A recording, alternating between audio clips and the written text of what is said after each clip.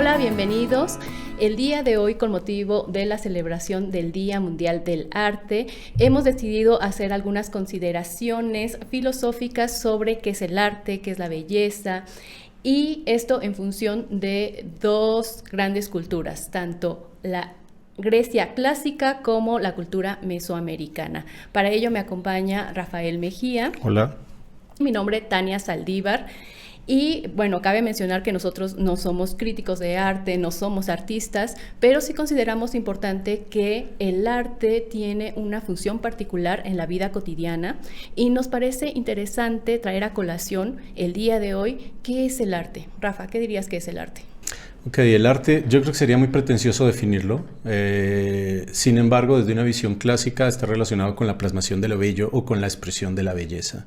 Y esto me lleva a un documental que lo recomiendo, que es Porque la belleza importa, de Roger Scruton.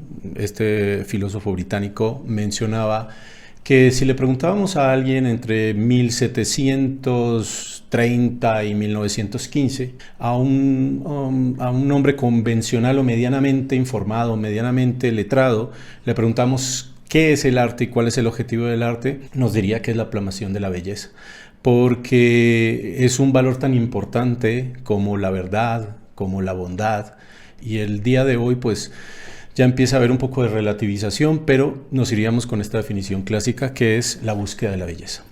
Y me parece que también es importante mencionar que el arte es un medio para expresar lo que sentimos, lo que tenemos dentro, y por tanto lo podemos hacer de distintas vías, ya sea a través de la música, a través de la pintura, etcétera, etcétera. Y esto me lleva a una segunda pregunta.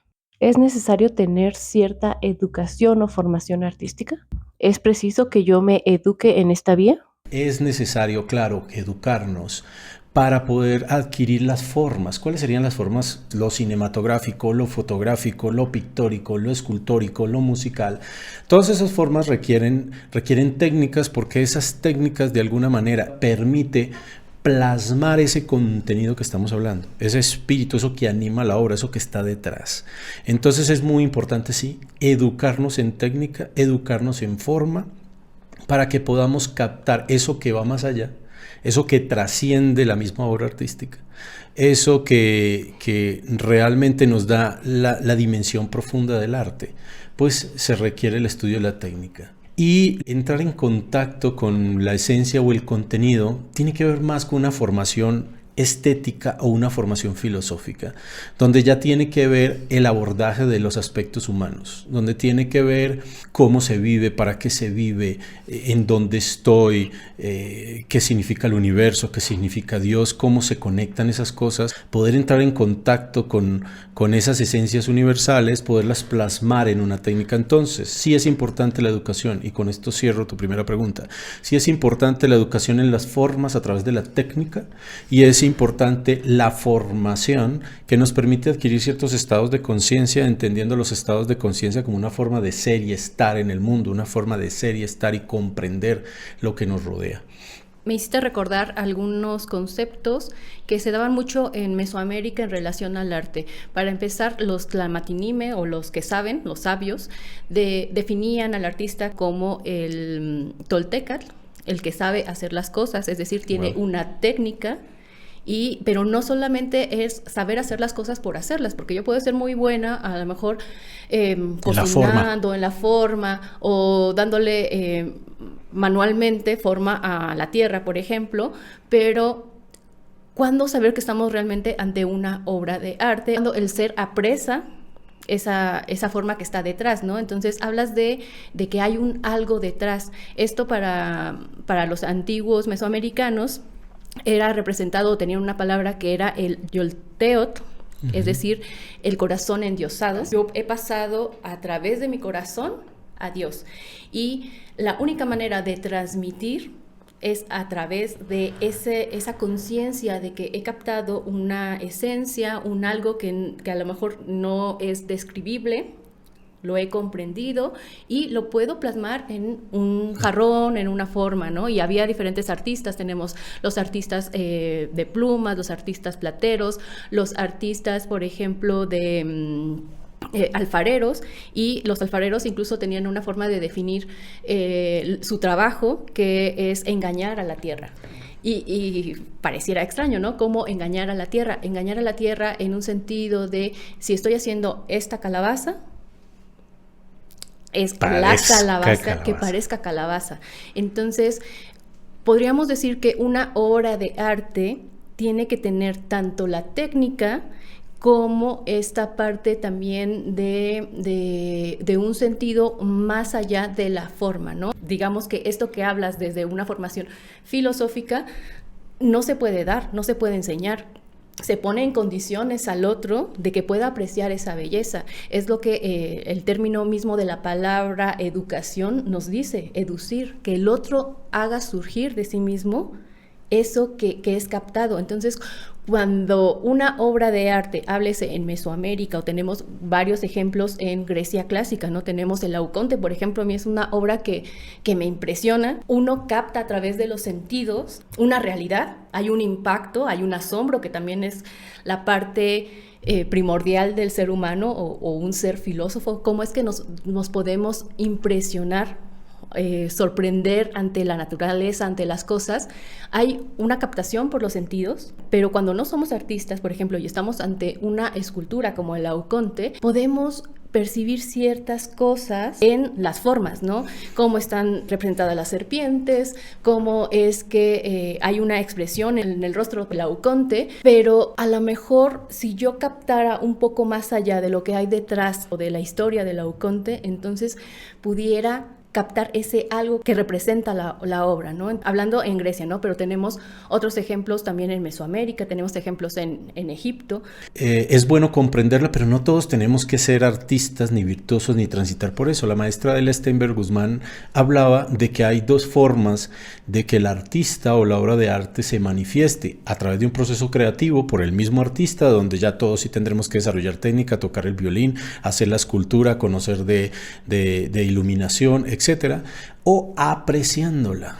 Entonces, esto ya no condiciona el arte ni la obra de arte a tener que ser un gran maestro o un erudito de las artes y de la técnica, sino que el hecho de reproducir la poesía, leer la poesía, pulir el arte de la palabra, mejorarse en la forma de hablar, escuchar la música, hace que el arte esté presente. Entonces, yo creo que es importante, y como para no ir extendiendo mucho la idea, y creo que la sustancia de esta primera parte introductoria es las formas y la sustancia que tiene la obra de arte como tal. Y por ende, para poder conjugar bien esto, se requiere de una formación estética o de belleza. Y aquí entonces entra esta idea de lo bello, ¿no? Y pues no sé si te parece, abordamos el tema belleza, que es un tema un poquito polémico, ¿no? Sí.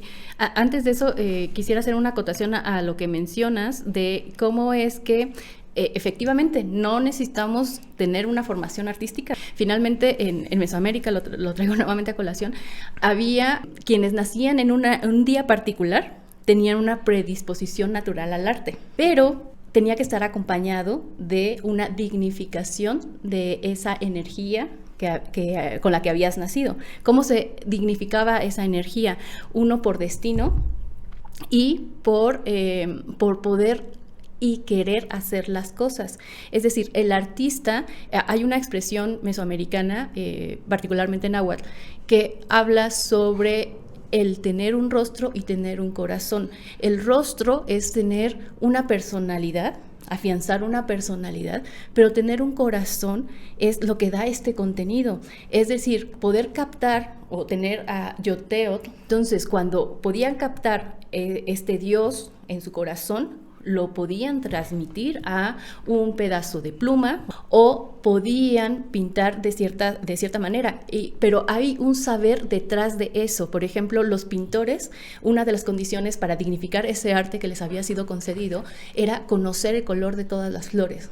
Conocer el color de todas las flores es conocer la naturaleza. Empápate de ella. Qué mejor paleta de colores. Qué mejor paleta de colores que la naturaleza. Y una vez que las conoces, puedes plasmarlo en en una pintura o obra de arte que podríamos llamar, tiene que captar algo y transmitirlo. El otro, el que lo logra ver, o sea, no necesariamente a lo mejor es un artista, y cuando el otro lo ve, que en común eran los más iguales o la gente común como nosotros, logra ver detrás de eso es el contenido del que hablas. El símbolo es la vasija, y el contenido es ese Dios, esa potencia. Uh-huh. Y ahí viene este término belleza, si estás de acuerdo, porque es un tema muy polémico, ¿no crees? Y bueno, pues hay que definir qué entendemos por belleza para empezar, ¿no? Entonces, la belleza de entrada es un arquetipo. ¿Qué es un arquetipo? Vamos a imaginarnos, como lo definía Platón, este mundo de las ideas. ¿Qué es el mundo de las ideas? Imaginemos la idea de justicia. Si esta idea va más allá de quien la piensa, va más allá de quien la siente, va más allá si el ser humano o el planeta Tierra existe, esa idea permanece. Me explico. Si no quisiéramos, pero el planeta desaparece hoy, la idea de justicia desaparece del universo y del cosmos, es decir, el orden, el equilibrio desaparecería de los planetas, de los otros sistemas solares, de las galaxias, no. Entonces esa idea permanece, ese es el mundo de las ideas, esos son los arquetipos, estas ideas universales. Entonces la belleza habita esos espacios. Quizás lo que nosotros podemos comprender o percibir son los reflejos de ese arquetipo, los reflejos de esa gran idea que está más allá del hombre o más allá de la tierra, más allá de si lo comprendemos. Entonces, ¿cómo se refleja ese arquetipo en la tierra? Pues se refleja en lo que diríamos las cosas bellas o las cosas que nos parecen bonitas y que muchas veces tienen que ver con lo que nos gusta o no nos gusta. Entonces es importante en esta definición de belleza tratar de identificar qué es la belleza en sí y qué son las cosas bellas como tal. Y yo creo que otra idea que nos puede ilustrar el tema de la belleza desde una visión clásica es que la belleza, las formas bellas, son la vestidura de las virtudes o la vestidura de una verdad. Es lo que envuelve algo que es verdadero. Entonces, de ahí que como nos es complejo entender ese arquetipo o ese valor absoluto, tendemos o percibimos una suerte de orden, de ritmo, de simetría, de proporción, de una unidad por diversidad, etc. Empezamos a ver una serie de características que nos son más cercanas de ese arquetipo que es belleza y a eso le damos el atributo de lo bello y lo bonito. Entonces, de forma muy resumida, la belleza tiene que ver con la armonía desde una visión clásica, con armonizar, conjugar, y ahí entra con la idea de armonía. ¿Qué sería entonces la armonía? Vamos desglosando. Arte es la plasmación de lo bello. Belleza tiene que ver con la expresión de la armonía. Y esta armonía no es otra cosa que poder conjugar las cosas diferentes. Y esto nos va llevando a otras ideas como la dualidad, que lo expresa muy bien el mundo mesoamericano. Podemos ver toda la unidad por diversidad, cómo armonizar las diferencias, cómo poder encontrar puntos en común en todas las expresiones de la naturaleza, etc. Entonces yo creo que ahí vamos desarrollando poco a poco lo que es arte, lo que es belleza y lo que es armonía. Uh-huh. Y dices bien, ¿no? Porque el tema de la belleza es muy controversial porque lo que me pareciera a mí bello puede no parecerte bello a ti, puede no parecerle bello a otra persona, pero más allá de esas relatividades de la belleza, que son estas múltiples bellezas, o sea, eternos debates de esto es bello, esto no es bello, esto es arte, esto no es arte. Entonces, como yo considero que esto no es arte y tú consideras que sí es arte, todo es arte, entonces sí hay como esta debate en función a las relatividades, que finalmente es lo que me separa del otro. Tendemos mucho como humanidad a no coincido contigo, ¿no? O sea, no, en la no coincidencia, pero hay un detrás, que son estos arquetipos o estos universales de los que hablaba Platón, y que finalmente nos marca un sentido de lo universal puede captarse, o sea, no necesita una explicación, no hay algo que nos conmueve, que está en todo. Estamos, por ejemplo, ante un amanecer o un atardecer y podemos percibir la belleza, no es algo que me diga, mira, eso es bello y te explico intelectualmente, porque ese es un tema que también tenemos que tocar. cómo es que muchas veces queremos ser educados para comprender las cosas desde lo intelectual, desde el comprender y aterrizar un pensamiento estructurado, cuando hay un conocimiento detrás, y eso nos lo da precisamente la filosofía, Claro. que la filosofía viene también de un experimentar, de un pasar por mí y que me es útil. Y hablaremos también entonces, el arte es útil para nuestra cotidianidad, para nuestra vida diaria. ¿Qué es lo que aporta el arte? El tener cierta sensibilidad ante lo bello y demás, ¿no? Entonces, partamos de eso. Las formas bellas o el arquetipo de la belleza existe por sí misma y los demás son como múltiples expresiones de belleza. Lo veamos, no lo veamos, pero están presentes. Y la belleza va a depender completamente de la armonía, de esto que hablabas, de la oposición, de la conjugación de lo diferente, de los opuestos. Sonidos ¿no? diferentes generan un acorde armónico, colores y contrastes generan una composición. La armonía es una ley de algo que se llama belleza. Es como la belleza se expresa, como la belleza es una forma de una ley que se llama armonía. Entonces hoy vamos enlazando arte, belleza, armonía y lo vamos conectando con estas visiones clásicas y estas visiones tradicionales y este conocimiento arcaico, si lo podemos, si es la palabra o más bien este conocimiento primordial, nos permite a través del mito, a través del símbolo, a través de lo sagrado, a través de estas, también de estas nuevas formas que hay hoy para entender el arte. Ajá. Hay dos símbolos que me parecen importantes traer a colación a partir de definir qué es la armonía. Uno que es muy conocido, tenemos el yin y el yang, en la visión oriental, que tenemos este flujo donde podemos ver por una parte el opuesto de la luminosidad y por otra parte el opuesto del oscuro, pero cada uno participa del otro y en la medida que uno se va engrosando y se está convirtiendo, llegando a su máxima expresión, se convierte en lo opuesto. Para que haya armonía, hay que comprender que debe haber una fluidez continua, que debe haber un movimiento, y enlazo este símbolo del yin y el yang en Oriente con un símbolo mesoamericano llamado el quincunce. En esta forma en donde algo que siempre está es el continuo movimiento. Los opuestos que de alguna manera se complementan, pero que en la medida en que se complementan también deben estar en movimiento, y eso conecta, es el enlace, el juego de los opuestos, y eso es una de las características del arte mesoamericano,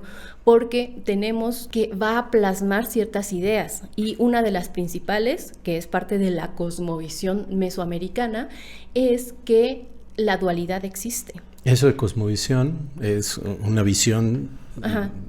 Hablando de qué es cosmovisión, porque a veces se escucha mucho la palabra, pero ¿qué significa? La cosmovisión es la manera en que como individuos yo comprendo mi yo ser, una forma ontológica, y cómo comprendo el universo. Es la manera en que yo comprendo y me relaciono con el universo. Entonces, esta forma o este entendimiento en Mesoamérica era dual. Tenemos por una parte a Ometeotl, que a su vez se divide, o sea, de lo uno se divide y forma el Ometecutli y Ometecihuatl, o sea, los dos pares primordiales del que luego se va a desarrollar todo el panteón mesoamericano. Bueno, más que mesoamericano, porque hay que definir qué es Mesoamérica, y ahorita estoy a lo mejor generalizando, pero Mesoamérica comprende lo que digamos que es la parte meridional de México hasta Honduras y demás, entonces digamos que Centroamérica. Y están enlazados con ciertas características, un calendario, una forma de ordenar como el tiempo, una forma de agricultura, por ejemplo, el sustento, basados principalmente en el maíz, la forma de expresar también el arte. Y la forma de expresar el arte, uno de los fundamentos, vuelvo, es a la dualidad. Y la dualidad va a estar dada por la conjunción de los opuestos. Los opuestos tenemos el día, la noche, tenemos la muerte, tenemos la vida, tenemos la época de secas y la época de lluvias, y así cada uno de ellos. Está presente en otras culturas, sí, pero es muy particular de los pueblos mesoamericanos. Este juego o este comparativo, este pivoteo de estas dos culturas, mesoamericana y griega, pues a mí se me viene la idea del mito de Ares y Afrodita. Pues Ares es la potencia que representa la guerra y Afrodita es aquella que representa la belleza, el amor. Y uno diría, ¿cómo la guerra se emparenta con el amor? ¿Cómo algo que aparenta ser terrible se enamora de algo bello y viceversa, ¿no? Tiene una hija que se llama Armonía, Armonía con H. Y Armonía precisamente lo que hace es esa conjugación de esas dos realidades, es generar un equilibrio entre esa aparente guerra acompañada de dolor y ese amor y esa belleza acompañada, digamos, de un elevado placer. Pero en ambos, como mencionas, en ese yin yang, en esa guerra y amor, porque a veces se va a la guerra por amor, se va a la guerra por una idea superior, se va a la guerra por una idea de trascendencia. Entonces ahí está el puntito blanco en lo negro del yin yang.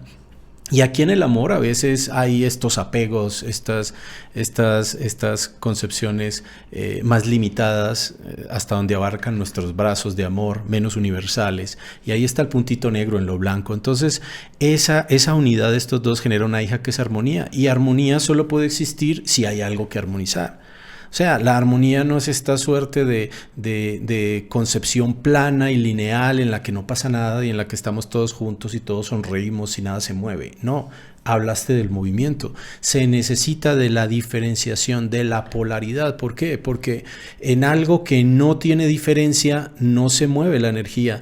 Un elemento físico, si no tiene un desnivel o no tiene una pendiente, no va a generar el movimiento de la vida, no va a generar el movimiento, la atracción para evolucionar, no va a generar la polaridad. Entonces, la diferenciación. Aquí el asunto, el problema no está en la diferenciación, está en el equilibrio o en la armonía de la diferenciación. Entonces, vuelvo a este mito y conecto con lo que estás mencionando desde la versión griega, como el Ares, dios de la guerra, con Afrodita, o este Ares que es Marte, planeta Marte, ¿sí? Si lo vemos en el sistema solar, con esta Venus, Afrodita. ¿Y qué existe en el sistema solar entre Marte y Venus? La Tierra. Armonía, ese planeta azul, ese hijo de esas dos realidades. Entonces coincide plenamente la idea de movimiento, la idea de dualidad, la idea de armonía. Vamos viendo esta relación entre este mundo americano y este mundo griego clásico, y vamos cumpliendo con la promesa de lo que nos propusimos más o menos ilustrar sin que sea categórico. Finalmente son nuestras consideraciones de lo que es arte y lo que es belleza y armonía, ¿no? O sea, no tenemos la verdad absoluta ni pretendemos tenerla, porque finalmente son preguntas que nos hacemos como se hace el común de la gente, porque a veces pudiéramos preguntarnos, ¿y hay arte en mi vida? O sea, ¿cómo es que impacta el arte, la belleza en mi vida? Y la verdad es que naturalmente tendemos a buscar esos arquetipos de los que hablabas. Y para no salirme del tema, quiero acotar una imagen en este mundo griego de la oposición, digamos, de la armonización por los opuestos, y lo tenemos en un símbolo, es el símbolo del caduceo de Mercurio, en donde vemos a lo largo de un bastón las serpientes que se van entrelazando, siempre en movimiento, mientras que una va moviéndose hacia un lado, en algún momento se encuentran, hay oposición, pero también hay una cierta armonía en este símbolo, ¿no? O sea, por traer algún otro, ya sí, hablamos del yin y el yang, del quincunsen, y hablamos en Grecia, por ejemplo, del caduceo. Y a mí me gustaría hablar un poco del tema de Apolo, porque ahí viene esto que mencionaba más. Apolo es sin polos, y este Dionisos, el polar, digámoslo así, que representa, el Apolo sin polo significa que es unidad. Y parte de lo que busca la armonía es restablecer la unidad, el equilibrio, las relaciones armónicas, que es una relación armónica básicamente un elemento con otro donde los vincula las leyes de la naturaleza, y esas leyes de la naturaleza responden a algo uno. Entonces Apolo, el sin polos, en este caso, por ejemplo, en esta obra está rodeado de unas musas, ¿no? Y cada musa es una expresión de él, es solar, pudiéramos ver aquí como una especie de sistema solar donde él canaliza el centro, Entonces hay una idea detrás de la obra, de el que no tiene polos, el que es unitario, el que con esa lira armoniza cada cuerda puede representar una ley de la naturaleza, ¿sí? Ley de vibración, ley de ciclicidad, ley de cómo es arriba es abajo, etcétera, etcétera, y cómo eso se armoniza y se expresa de diferentes formas, con diferentes musas. No sé si identificas algunas musas ahí. Más que decir qué es lo que representa cada una de ellas, o sea, hablamos de esta relación que tienen las musas. ¿Qué son las musas, no? Las que inspiran al artista y van a inspirar diferentes tipos de artes. Tenemos a Urania, por ejemplo, con toda esta conjugación de los astros. Tenemos a Clio, que es la que inspira la historia, pero no cualquier historia, es quien inspira los hechos o narra los hechos que tienen o deben ser narrados. Pero cómo es que cada una de ellas en su expresión, en su forma, va a inspirar, va a educir, va a hacer surgir del hombre lo más bello, lo mejor de él, pero a través de una expresión artística, a través de una forma. Y por eso el artista puede ser tanto artista en música como artista en poesía. O sea, podemos apreciar el arte. El artista se pudiera conectar con alguna de ellas, entrar en una relación íntima con ellas y poder bajar algo de ese mundo celeste al mundo terrestre, al mundo común, a hacernos participar de estas realidades que no dependen del tiempo. Pero regidos por un centro. Por un centro, y ese centro es la armonía que aporta Apolo.